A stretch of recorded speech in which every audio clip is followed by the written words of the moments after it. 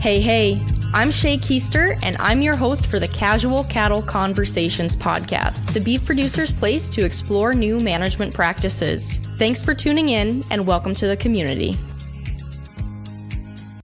Hey folks, it's Shay here, and thank you for tuning in to another episode of Casual Cattle Conversations. Today, we are going to be visiting with Nick DeCastro, and we are going to be talking about how to create alternative revenue sources for your farms and ranches. And what's really cool, so Nick is the founder and CEO of LandTrust, and it's a recreation access network. But what's so neat about this company is how mutually beneficial it is for every party involved, whether it is being beneficial for the landowner, being beneficial for the person who wants to use the land, that recreationist, and LandTrust itself. It is so mutually beneficial and designed so thoughtfully with all parties in mind. So I'm really excited to bring this episode to you and talk about how you as cattle producers, farmers can create alternative revenue sources and really be more profitable as business owners. So if you are interested in learning more after listening to this episode, I do want to remind you that I have an affiliate link that is in the show notes that will allow you to learn more and sign up even if you want to do that much. So with that, let's hear from Nick. Well, Nick, it is great to have you back on the podcast. It's been quite a while since we've been able to visit before, but we are going to be talking about a lot today in a relatively short amount of time. But I guess that's a testament to the impact that LandTrust is making for all landowners, cattle producers, farmers, and rural communities, as well as recreationists too, but definitely focusing on the landowner aspect today. So you are the founder and CEO of LandTrust, correct? Yes. Okay, so to give listeners a little bit of background, maybe if they haven't heard our previous conversation, can you touch a little bit on why you started LandTrust and a little bit about how you would describe it if someone had never heard of it before? Sure. Well, I really appreciate you having me back on, Shay. I appreciate the opportunity to speak to your audience. So, yeah, I mean, Land Trust at a high level, we're a land sharing marketplace, specifically focused around outdoor recreation. So, what does that mean? Your audience may be familiar with platforms like VRBO or Airbnb or RV Share. Those are all sharing economy marketplaces. And we're similar to them, but instead of renting somebody's home or somebody's RV, you're renting access to somebody's land for outdoor activities. We started the company around hunting, and hunting is definitely a core activity for what we facilitate, but also we facilitate fishing and foraging and shed hunting, and we're getting more into kind of the farm and ranch experiences as well. So, I started the business because I wanted to use it. I don't come from agriculture. I grew up hunting and fishing my whole life, and a great appreciation for the outdoors. I moved up to Bozeman in end of 2016, and kind of was immediately confronted with what today now is LandTrust. Montana has a bunch of public land, which is amazing, and it's a great resource for people to use. But at the same time, there's a bunch of beautiful farms and ranches in and around the Bozeman Valley, Gallatin Valley, where Bozeman's located. And I wanted to get out there and use a property for a day or a weekend. And there was honestly no good way to do it. Of course, knocking on doors has existed probably since the beginning of the invention of doors. But frankly, it was a very unproductive way to try and get access to private lands, especially around kind of a metropolitan center. I mean, Bozeman's 45,000 people or so, with a huge hunting community. And frankly, it's kind of uncomfortable. In my prior life, I was a sales guy. I'm not a shy person by any means, but at the same time, you're knocking on a stranger's door. You're interrupting, especially if they're a farmer rancher, you're interrupting their day. And, you know, you both know why you're knocking on the door, but you're trying to kind of like have pleasantries and beat around the bush a little bit. So it wasn't a great solution. And I wanted to find something that was a little bit more mutually beneficial because let's be honest, knocking on a door and just asking to go out and hunt for free, it's kind of one-sided, or to go out and fish or do anything like that. And landowners say yes to that, and that's totally great and up to them. But I was, looking for an easier way to do it. That's also like, hey, I'm happy to pay for the opportunity to go out and recreate on your property for a day or, a couple of days or a week or something. So that's how we got to where we are today. I think that's a good point that you mentioned you were happy to pay for it, because I think about my family personally, and we'll have, those specific families who, I'm the fifth generation, right? So Mhm. generationally specific families, we've just allowed to come back and Of hunt. course. It's a great relationship, but we trust them. We know who they are. We know they're going to be respectful, all of that. When a stranger does come and knock on your door and ask to hunt, you have no idea who they are, where they Nope. from. They're chances are they're probably great people, but it's hard to have that trust and just say, "Yeah, go knock yourself out," and know that they're gonna close the right gates. They're gonna be respectful, follow their rules, and Right. I mean, leave things better than they found it. So I think Yeah. that's a great point to bring up there. Increased profitability and informed management decisions go hand in hand. Herd Dog is a data analytics company that makes it possible for cattle producers to collect herd information efficiently. Their smart ear tag monitors cattle 24/7. Think of it as a Fitbit for cattle. Herd Dog fits the needs of a variety of operations, as it can find sick animals days before humans can detect illness, and it also identifies which cows are in heat. Best of all, the tags have a high visibility light to help you sort out which cattle you are looking for. Head to their website, which is linked in the show notes, or contact them for a consultation to see how Herd Dog can work for you. Herd Dog is spelled HERDDOGG. That's two D's and two G's. What does the process look like for landowners to be a part of LandTrust? Sure. So I often joke, we're probably the only person that ever, knocks on a landowner's door, figuratively, or a farmer's door, that's not asking them for money or control of their land. So it's totally free to, list with Land Trust and start participating in the market. And we try to make it as easy as possible, and you retain all control. So a lot of your listeners may, they're probably familiar with, in the hunting world, hunting leases, and hunting leases have been around forever. Um, a lot of our landowners had probably previously tried hunting leases, and what we've heard time and again is that they didn't like the fact that they were selling away a property right for a period of time, usually like a year or 2 years. The nice part is you're getting kind of a bigger chunk of cash up front, and so that's great. But then again, you sold a property right for at least a year, in most cases, in some cases, multiple years, and then you can't use the property for outdoor rec. Your family, your friends, your neighbors, your business partners, etc. So, um, if landowners are interested in checking out LandTrust. Um, we have a website, landtrust.com, and there's a For Landowners button. You can watch videos of other producers who've been with us for years now, talk about their experiences. But more importantly, like, you can give us a call. If you're in a handful of states, like your state, North Dakota, we have Austin, who's based there in Fargo. He comes out, he visits every single property in North Dakota and some in South Dakota. So when landowners are interested, he'll come out to your place. He'll answer all your questions. If you and your family want to, obviously there's gonna be questions. Take photos of the place. We'll, if it's interesting, we'll build digital maps of your property, and it basically we'll do all the work for you. So all you have to do is essentially say, yes, we're interested and we want to move forward, and we'll do all of the, build the listing, photos, maps, arrival instructions, all that stuff for you. And then we have an onboarding team. We'll do, I don't know, 15 to 25-minute call, show you your listing on LandTrust to make sure everything is represented accurately, and then you go live. And I can just say, from on average, from the time a landowner says we're interested to getting their listing live is about 7 days, and then they get their first booking on average in the first couple of weeks. Of course, time of year does depend. Hunting is a big activity and hunting is seasonal, but this is something that you could get involved with and start seeing revenue from within weeks. It's not a big drawn out process. And then you just take the commission. So there's the onboarding fee, and you take part of the commission, and that's it. No onboarding fee. No So no, onboarding there's fee. you don't pay us anything ever. So we're business partners. So landowners are our business partners. They're not our customers. Our customers are mutual, the guests who come on. And so Land Trust just takes a commission on transactions. So we are completely aligned with our landowners. It's not like, hey, give us $1,000 and we'll hopefully, make something work for you. We make $0 unless you make money. And so yeah, our split is 80-20. So landowner keeps 80% of bookings, we get 20%. Now we do have Farm Bureau member benefits. So if you're a Farm Bureau member, you get about, I think you get 5% better. So it'd be like us, 85/15.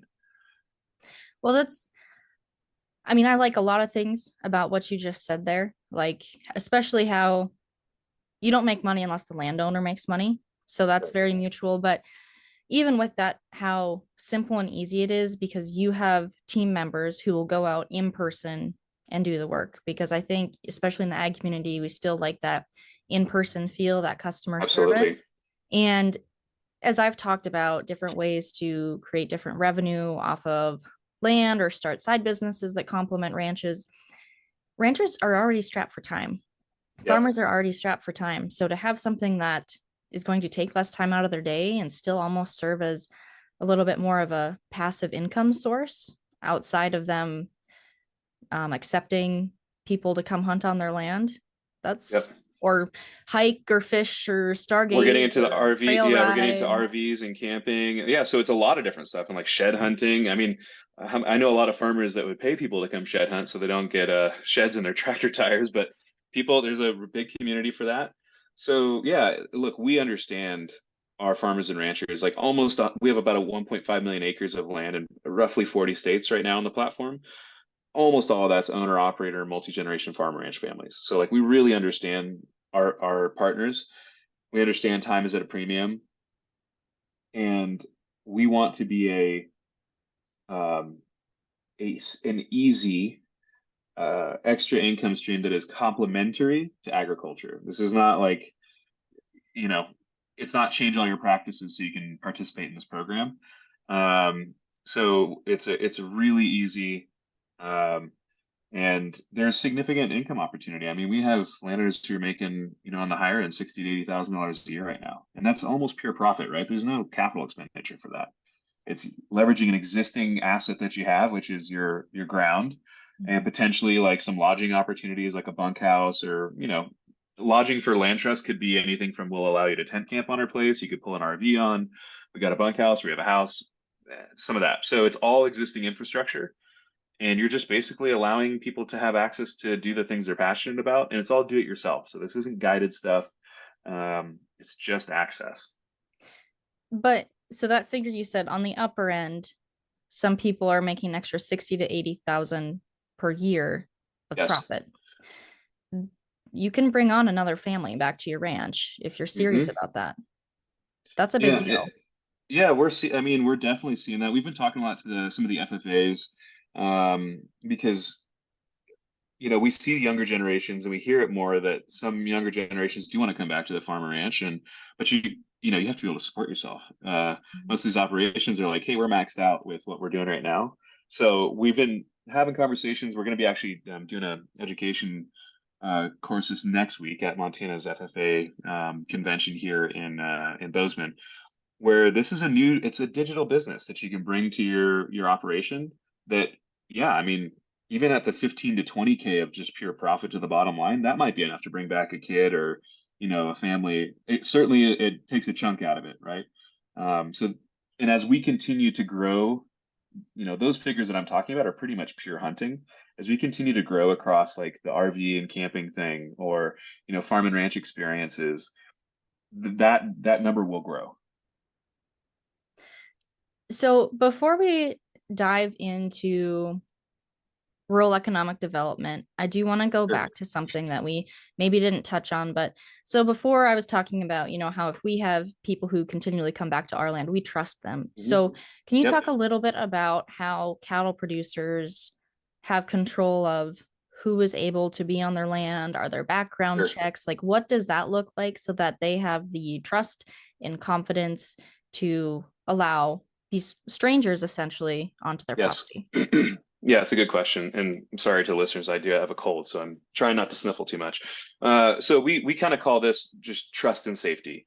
So we approach it from a few different directions. First and foremost, everything starts with anyone who ever makes an inquiry or booking request through LandTrust as a guest has already accepted our terms of service automatically. So they're holding you harmless. Secondly, they'll also had to have done ID verification. So they will have had to, we use a third party for this. take photos of their driver's license or passport, take photos of themselves. This third party does their black magic and make sure they are who they say they are. They're, real people with their real identities. Because that's a big issue with the door knocking scenario, as you mentioned. Like that person's anonymous. You don't know anything about them. If they do something wrong, you have no recourse, right? It's like they drove a black truck. I don't know. So we do ID verification. They're booking everything on their credit card. So now we know who they are and they're paying with their credit cards. People act a lot differently when you have those pieces of information rather than just like a cash deal. Then we move into ratings. So every transaction, every booking that happens on LandTrust, after that booking, the landowner rates that guest and the guest rates that landowner. And so you start building this, rating system, and it really keeps people, as I'd say, on their best behavior. I don't know many landowners that would have a 3-star guest on their property. So, and we're tying ratings to your true identity. It's not just some random screen name, right? So then we get into kind of the insurance aspect. We, first of all, in the 34 ag producing states, there is some flavor of what they call agri-tainment liability limitation. So at the state level, they want to facilitate, they want farmers facilitating and ranchers facilitating these types of activities because it's new income to the farm and ranch. And so they know that liability is a big concern. So like I said, in 34 of the big ag producing states, they're essentially saying, hey, for any sort of agri-tainment, and hunting is included in their hunting, horseback riding, like any type of activity like this that happens on an ag operation would be covered or limit, their liability would be, covered from a state perspective, unless there's gross negligence, like you can't shoot your guest or something like that. But as long as, there's no gross negligence, they're saying, hey, we're protecting you from that perspective. Now we move into LandTrust. We carry a few different types of insurances. So one, we have participant insurance. So even though that guest has held you, the landowner, harmless, if they step in a badger hole and break their leg, technically they're liable for themselves. But if they're, if they want to make a big deal out of it, they can come to LandTrust and we'll cover up to $10,000 of their medical bills. Two is property protection. We self-insure for that. So if someone breaks a gate, the famed shoots a cow. It's never happened, listeners. It's never happened, but it's brought up a lot. What if someone shoots my cow? They're liable for it, but if for whatever reason they don't pay for it, we will write you a check up to $10,000 per incident. And then we carry $1 million general liability insurance policy for all our landowners, and it's a backstop to existing policies that you have. And then I mentioned Farm Bureau earlier. Many farm bureaus have an agri-tainment liability kind of like rider you can add on. It's like maybe a couple $100 a year. And that's first dollar coverage as well. So I know I said a lot there. We try to take trust and safety very seriously. Like trust is in our name because we know that this business doesn't work unless there is trust between our landowners and us, but also the landowners and the guests. Absolutely. Well, it sounds like everyone is very well covered in multiple areas. Yeah, I mean, often when the idea of, and I get the concern about liability, this is where you live and work, it's your legacy, like you're a fifth generation. Totally get it. It's a little bit more serious than like, renting your apartment on Airbnb. But what I often ask is like, have you had anyone out on your place recently that's not your family members? Well, yeah. In that scenario, you're exposed to more liability than you are by hosting people through LandTrust. So it's just liability is a reality of today's world. It's unfortunate that society is so litigious, so apt to sue. But we try to take as comprehensive an approach as we can. Look, anyone could sue anybody for anything at any time, but we try to make sure we're covered as well as we can be. Well, that's reassuring to hear, and I think just goes back to how you really have worked to set up such a mutually beneficial and well thought out company for all parties involved. Now we've talked about, when we talk about how mutually beneficial it is, we've talked about landowners, we've talked about the recreationists, and we talked about you guys as a company too. But something you and I have talked about before, and I heard you touch on a different podcast as well, was the rural economic development side, which a lot of my listeners are aware. That's huge. I mean, there are a lot of rural communities who are struggling. They might not be thriving. And so when I think about hunting season, especially in North Dakota, as soon as bird season comes about, and I'm not a hunter, but there are a lot of new faces, but also new recurring faces because it's hunters who come back year after year Mhm. who fill the hotels, fill in cabins, and That's right. are in the bar, they're in the grocery store, Diners, they're in the gas bars. Yep. stations, they're That's right. everywhere. And it's great to see a full community. So can you touch a little bit more on how land trust is helping rural Yeah. economies? Yeah, absolutely. And actually, we've done some work with your state, North Dakota, on kind of the rural economic piece. But if you think about what land trust essentially facilitates is rural economic development.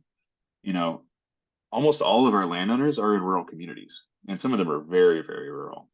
Yeah, we do have some that are in and around larger metro areas, but they're all farmers and ranchers, and so by definition, most of them are pretty rural.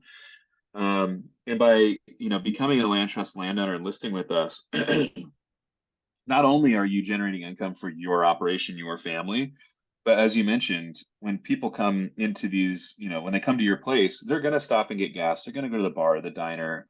They're going to be putting their dollars into your community. We have an example up here in Montana. Well, two examples I think are really good. One is in Wilsall, Montana. It's a small, tiny little town. I don't think even there's a stoplight. There's no stoplights, but a tiny little town. And three of the business owners in town are land trust landowners, and there's like four businesses. And so when they're bringing people out to their places, yes, the booking revenue goes directly to them and their operation, but everyone that goes to those properties is going into town and like eating at the bar and going to the general store and going to the cafe. So it's helping that. And then Ekalaka, Montana, which you might be, it's closer to your neck of the woods. It's very southeast Montana, another tiny town. I think there's one stoplight there. We have a bunch of landowners. We probably have 50,000 acres of land across a handful of landowners there. That's another very small rural community where landowners are generating income for themselves, but more importantly, they're bringing those dollars into a place that is probably not on a lot of people's radars. But now through land trust, people from all over the country are being exposed to that, going there, visiting, and bringing dollars there. Yeah, I've been to the Ekalaka area once, but it was for a Red Angus tour. So I do know There where you it's go. at. There you go. Small town for sure. Well, Nick, I that's just really cool to me. And I as we're having this conversation, a lot of thoughts are rolling through my mind as far as, well, how can we ourselves, my family, my husband and our family, just do our part in helping our own operation, give back to the rural community, because I think that's something that's so important. I mean, it's not cheap to live in a rural community. I mean, it's really tempting to go to the bigger city, stock up on groceries, do all that stuff, but Yeah. we also know we have to support our rural areas too. So being able to do that by bringing in business is really powerful. Yeah, for sure. And again, the communities that have experienced, kind of more national notoriety for their hunting opportunities, like you could think of a handful of places in South Dakota. I was just out there 2 weekends ago. South Dakota and pheasant hunting. Some of those rural communities don't exist without pheasant season. I mean, Mhm. they make a huge amount of their, yearly income from that opportunity. So we want to be able to do that for communities all over the country. And at a high level, land trust wants to see a vibrant, strong, rural agricultural community and reconnect the 8 or 9% of us in the US who are not producers with the 1 to 2% of the US who are producing all of our food and fuel and fiber. I was reading something recently that in 1900, I think 40% of all jobs in the US were ag, and now it's like 1 or 2%. And so, what better way to do that than to host them directly, have them engage and interact with you and your family? Like when you read reviews on LandTrust, they're like paragraphs long about how great it was for those guests to meet that family and hear the story of that place and their operation and see how they do things. And then, yeah, of course, they had a great time hunting or fishing or doing other stuff. But I think the most valuable thing that we can do is reconnect the consumer and the producer. Um, so it's really more of an ethos thing for us. Of course, we want to build a big, strong, durable business, and as our business partners, our landowners do too. But we want to do it also by doing good too. Well, and that's a great point because over 50% of the US population is at least three generations removed from agriculture. And Hmm. so when we're looking at trying to connect with local leaders, state leaders, national leaders. They need to understand agriculture. The people electing them into office need to understand agriculture. It's something that we as an ag community really need to work on. But I also want to touch on, we've talked a lot about hunting, and Hmm. we've mentioned that there are other opportunities, but I just think about it. I think there's something that you could book people to do on your land year round, as I think about it. Yes. Whether that's hunting, in the summer it's fishing. I guess if you're up north, it could be ice fishing. I Hmm. mean, the stargazing, the hiking, you said ATVs, horseback RV, yeah, riding, RV camping. camping. ATV is a tough one. Insurance companies universally hate ATVs, so it's a very tough one. Landowners still can allow it to, and have people sign, but RVs for sure. Look, and that's our job. Again, our landowners are our business partners. Our landowners own the asset, and we build the technology and market it and bring the demand. And so it's our job and in our best interest to not only have, great, we have a great hunting business that's growing really, we're going to grow 2.5 times this year over last year. Um, and that business is really getting going. But yeah, how do we make money year round with our landowners? So hunting season's predominantly in the fall. There's spring turkey. By the way, turkeys are a huge revenue driver. So we often joke it's the gateway drug for our landowners because most ranchers don't really care about turkeys. But there are like rabid turkey hunters who will see guys book 5 trips in one fall or one spring and just like hop around states.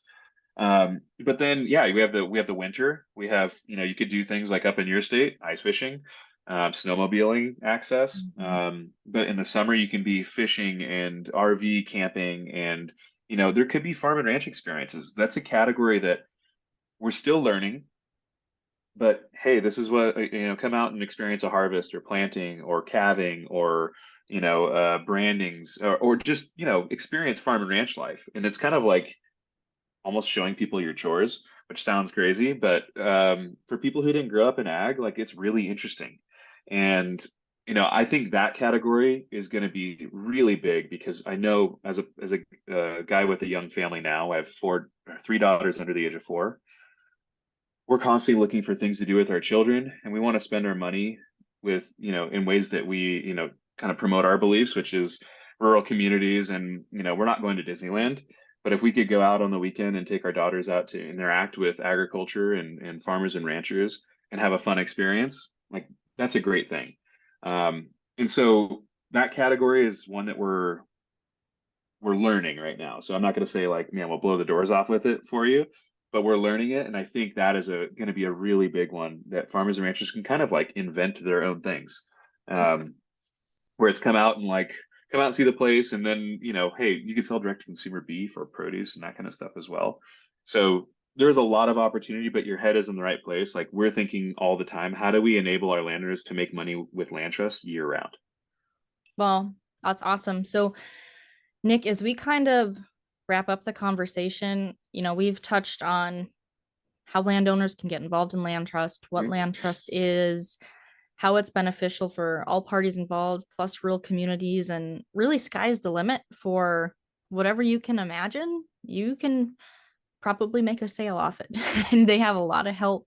Yep. Cattle producer landowners, I should say, have a lot of help in getting set up so that it's Yes. easy. Is there anything else you really want to leave my listeners with before we wrap up our conversation? I would say if this is even somewhat interesting, just reach out. And Shay, you've got a link that you'll probably share with them, and so that we can track that it's coming from your listeners, which is great. But reach out to us. It doesn't cost anything. We'll chat to you on the phone. We're all real people. There's no like chat bots or anything like that. You'll talk to a real live person, um, and it can't hurt anything. It's pretty darn easy to do. Once you're set up, you can run it from your phone while you're out working.